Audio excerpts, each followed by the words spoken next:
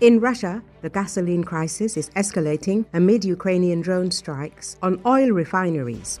A full-blown scandal is brewing on Z channels. Propagandists are accusing each other of fueling the situation and are already predicting the overthrow of the Putin regime and a new revolution, similar to the 1917 scenario.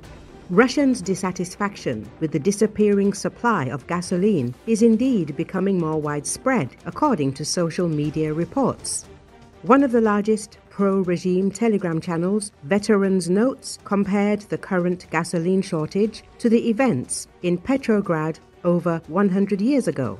Back then, despite the country's vast grain reserves, an artificial shortage was created in the capital, which became a factor in the revolution and the fall of the Russian Empire. In 1917, Russia was plentiful in bread, but in Petrograd, it suddenly disappeared. Now, instead of bread, we have gasoline. A country that produces fuel in huge quantities is suddenly putting its citizens in line for gasoline. This is abnormal. The channel's indignant voices complained. The Z blogger openly draws parallels between the overthrow of Emperor Nicholas II and Putin. Such comparisons are particularly alarming for the Kremlin. Gasoline is a key resource for Russia, given its vast size and the economy's dependence on motor vehicles. Fuel shortages affect not only drivers, but the entire domestic market, from food prices to business operations. In fact, tensions are growing within Russian society, with even supporters of the government beginning to openly talk about the risks of revolutionary scenarios and the overthrow of the regime. As Media X reported, gasoline prices are rising in Russia due to the Ukrainian Armed Forces strikes, and fuel sales have plummeted. Gas stations are also suffering from fuel shortages. Independent station chains are losing out to major players. In Russia's regions, around 40 gas stations are already refusing to sell gasoline to retail customers, operating only with long-term contracts. The situation with gasoline supply volumes to Russia is not expected to improve anytime soon. Refineries require repairs ranging from 1 to several months, and farmers require fuel during the harvest season in September and October. Russia's government plans to extend its ban on gasoline exports through the end of the year, as shortages continue to hit the domestic market. Deputy Prime Minister Alexander Novak said, "In the near future, we will extend the ban on gasoline exports until the end of the year, and a ban on diesel fuel exports by non-producers will also be introduced until the end of the year," Novak told state media, without specifying when an official announcement would be issued. Wholesale gasoline prices in Russia have surged in recent months, driven largely by Ukrainian drone attacks that have damaged oil refineries and forced shutdowns at several major facilities. In response, the government introduced a temporary gasoline export ban in August and September to protect domestic supplies. Novak acknowledged that shortages persisted in some regions, which he said were being covered by accumulated reserves. But he cautioned that overall, the balance for both September and October is a difficult one.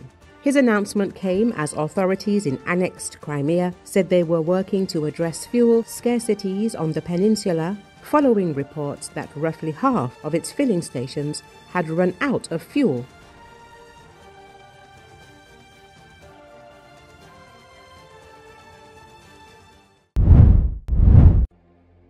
Mexico's foreign minister spoke at the United Nations General Assembly on Thursday, calling for an end to the wars in Gaza and Ukraine. According to Associated Press, whilst addressing member states, Juan Ramón de la Fuente also said he hoped that the new Secretary General would be a woman from the region. His statement was greeted with applause from Mexico's delegation. Ramón de la Fuente also spoke out against the criminalization of migrants, making a clear reference to the heavy-handed policies of U.S. President Donald Trump. Ramón de la Fuente Ramírez, Minister for Foreign Affairs of Mexico.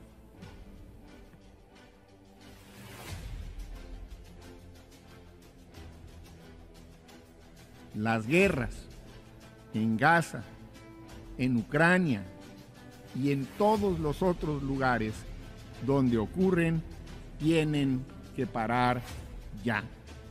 México abogará siempre por la solución pacífica de los conflictos y por ello rechaza las sanciones y los bloqueos comerciales que solo dañan el bienestar de los pueblos y no construyen regiones ni de paz ni de prosperidad. Sin ambajes, refrendamos nuestra histórica posición en contra del bloqueo a Cuba y nuestro llamado a eliminar a este país de la lista de aquellos que apoyan al terrorismo, así como la violencia machista en el mundo que arrebata libertades a las niñas. Rechazamos en particular la criminalización de las personas que por alguna causa han tenido la necesidad de dejar sus hogares y se ven en necesidad de emigrar, sea para buscar refugio o para escapar de condiciones de injusticia o de pobreza. Para nosotros, las y los migrantes son personas con derechos que cuidan de sus familias y contribuyen con su esfuerzo a enriquecer y fortalecer sus comunidades de acogida. Mujeres y por la igualdad de género, porque a pesar de los avances, las brechas subsisten. Que no quede duda alguna. México no dejará de velar por la atención y protección de las y los mexicanos que se encuentran fuera de nuestro país y quienes merecen todo nuestro apoyo y toda la asistencia que requieran. Lo trazado desde hace 7 años es claro y tiene una vocación universal.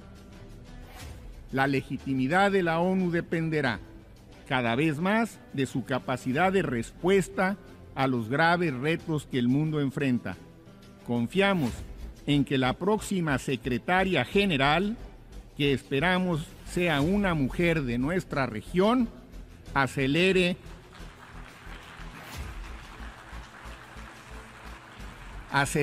el proceso de transformación que hemos puesto en marcha con el objetivo de asegurar la paz y la justicia, el bienestar y la libertad de las personas, la sostenibilidad del planeta y la prosperidad compartida.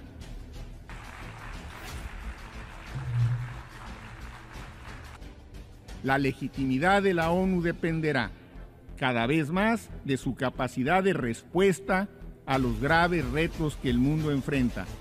Confiamos en que la próxima secretaria general, que esperamos sea una mujer de nuestra región, acelere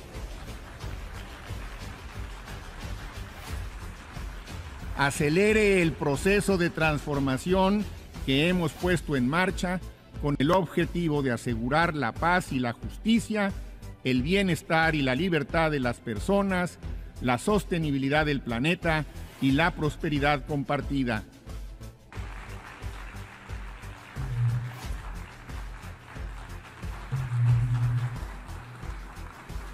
Je remercie le ministre des Affaires étrangères